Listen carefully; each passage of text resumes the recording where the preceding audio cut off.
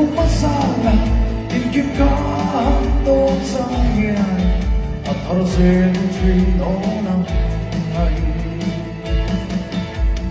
Katong sing ang tonin Ni na na phong Isang ring kinairu Rosemary Sweet lúc lên hi Tua lại ra anh đang reng ở trong đêm mơ tôi hãy vì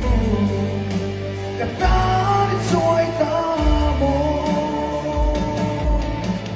mà rose bar cùng cả số chuyện gì tôi vì tập phụ chuyện dài đi nè mà ít xua là môi na lên lâu ba phút lại tất cả này chỉ quan valing bên kia sa tua thiam đâu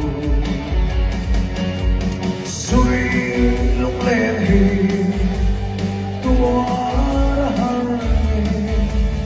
thì lại lâu cả anh đang reng ở trong đêm mơ tôi hãy mi trôi ta mơ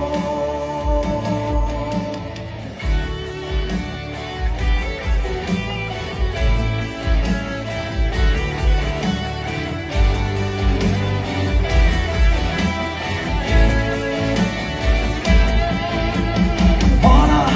cái rose bar cùng cảm xúc chuyện gì tôi feeling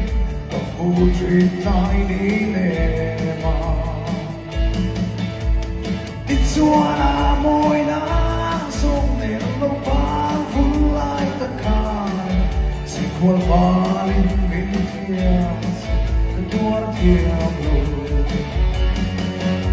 suy lúc lên thì tua in lại lâu cả anh đang reng sang nè bố tôi trôi ta mơ suy lúc lên thì tua là thơ dấu mơ lâu biết lại lúc anh đang về gần xa mẹ mồ suy lúc lên thì tua là thơ dấu mơ lâu biết lại lúc anh đang về gần xa mẹ mồ đâu là hai biết cả ta trôi